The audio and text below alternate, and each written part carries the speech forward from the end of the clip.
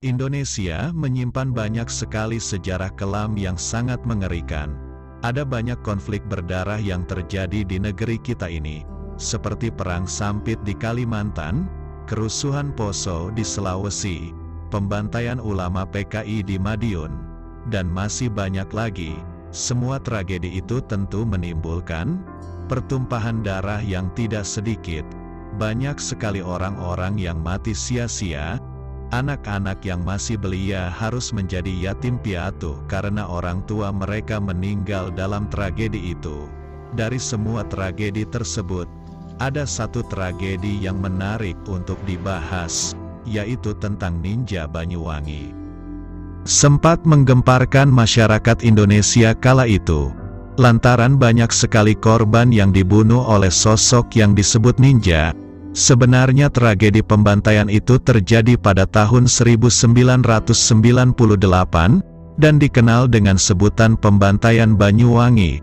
Targetnya adalah orang-orang yang melakukan praktik ilmu hitam, atau biasa disebut santet dan tenung. Selain itu, para ulama dan guru ngaji tak luput dari pembantaian. Sayangnya, hingga saat ini motif pembunuhan itu masih belum jelas. Kasusnya juga masih sama dan tidak ada yang tahu siapa dalang di balik pembantaian Banyuwangi. Pada masa pembantaian, muncul sosok yang disebut ninja. Ninja tersebut memakai pakaian serba hitam, dan kedapatan memakai handy talk dalam beroperasi. Sebenarnya ada dua versi mengenai ninja ini. Ada yang menyebutkan bahwa ninja tersebut adalah orang yang berkostum hitam dan membawa senjata. Dan ada juga yang menceritakan bahwa ninja yang mereka lihat adalah seperti ninja di Jepang, dan mampu bergerak ringan lompat dari sisi ke sisi, dengan sangat cepat. Para ninja itulah yang menjadi eksekutor. Kasus pembantaian itu memang tak berulang. Namun memori kelam itu takkan pernah hilang. Terutama bagi keluarga yang menjadi korban. Mereka menjadi yatim, janda bahkan sebatang kara karena ayah, suami, ibu dan orang-orang terdekatnya tewas dibunuh. Berdasarkan data pemerintah total terdapat 115 korban tewas di 20 kecamatan dalam tragedi berdarah tersebut. Sementara menurut data tim pencari fakta, TPF, bentukan PBNU, lebih banyak lagi, yakni 143 orang. Pada keterangan lain, ninja tersebut juga disebut menggunakan handi talkie, HT, setiap kali beroperasi. Mereka kerap beraksi saat malam hari. Di tempat sasaran, lampu akan mendadak mati. Setelah itu ninja masuk dan menjalankan aksinya. Pada hitungan menit, korban yang menjadi target ditemukan tewas bersimbah darah dengan berbagai luka. Kondisi korban saat itu ada yang terpotong-potong, patah tulang atau pecah kepalanya.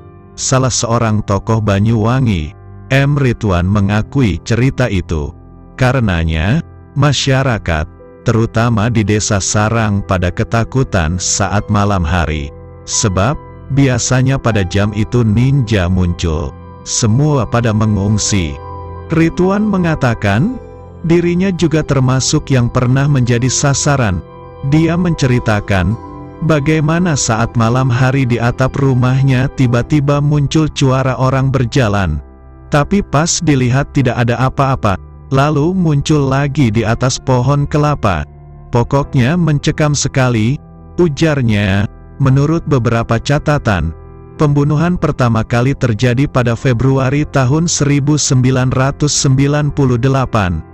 Namun, pasca kejadian itu, Bupati Banyuwangi Purnomo Sigit kala itu mengeluarkan radiogram. Isinya menyerukan kepada aparat pemerintahan untuk mendata dan melakukan pengamanan terhadap beberapa tokoh, terutama kiai dan guru ngaji. Namun, yang terjadi justru sebaliknya, pembantaian malah semakin brutal. Setiap hari korban yang tewas justru bertambah banyak, antara 2 hingga 9 orang. Beberapa di antara mereka adalah tokoh-tokoh yang sempat masuk dalam pendataan. Sehingga masyarakat berasumsi, bahwa radiogram bupati tersebut adalah penyebab pembantaian tragis itu. Sementara perintah pengamanan adalah dalih pemerintah untuk membasmi tokoh-tokoh berlawanan ideologi dengan pemerintah. Demikianlah asumsi masyarakat pada waktu itu, kemudian terlepas dari spekulasi yang muncul akibat radiogram yang dikeluarkan bupati. Para ulama yang di Kabupaten Banyuwangi menganggap informasi radiogram itu terlalu transparan sehingga bocor ke pihak pembantai, dan banyak orang yang kehilangan nyawanya. Berdasarkan hal tersebut, para ulama menilai bahwa kepemimpinan Bupati Pur gagal, sehingga Bupati Pur dipaksa mundur dari jabatannya. Santri disenjatai bambu kuning. Pasca peristiwa itu, situasi semakin genting, sebab korban terus berjatuhan tanpa bisa dikendalikan. Khawatir akan banyak kiai yang menjadi korban, sejumlah pesantren pun menghimpun kekuatan. Mereka menggembleng para santri dengan ilmu kanuragan. Selain itu, mereka juga dipersenjatai dengan bambu kuning yang telah diberi doa. Tujuannya agar mereka siap sewaktu-waktu menghadapi ninja yang datang. Selain perlawanan fisik, para santri juga diajak untuk melakukan perlawanan batin dengan cara mengamalkan sejumlah bacaan doa selepas salat maghrib dan subuh. Tujuannya, mereka terhindar dari serangan ninja yang membabi buta. Upaya para santri ini pun diikuti oleh masyarakat. Mereka berbondong-bondong mencari bambu kuning, lalu membawanya kepada kiai yang dianggap alim untuk didoai. Waktu itu, pada perlawanan itu, ada beberapa ninja yang berhasil ditangkap warga. Mereka selanjutnya dipukuli, termasuk diseret dengan mobil dan dibakar. Di samping itu ada hal yang aneh terjadi. Di masa pembantaian, yaitu munculnya gelandangan dan orang gila di penjuru Kabupaten Banyuwangi, baik di desa maupun di kota. Para orang gila itu menunjukkan hal yang janggal, seperti mampu menjawab dengan baik pertanyaan dari masyarakat setempat.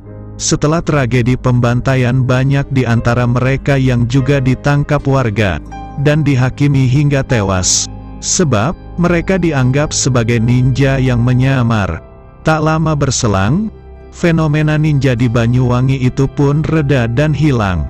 Anehnya, fenomena orang gila pun ikut menghilang begitu saja. Hingga saat ini kisah kelam tragedi ninja Banyuwangi masih menjadi misteri. Tidak diketahui siapa dalang di balik pembantaian dukun santet, kiai, hingga guru ngaji. Terima kasih telah menonton sampai akhir.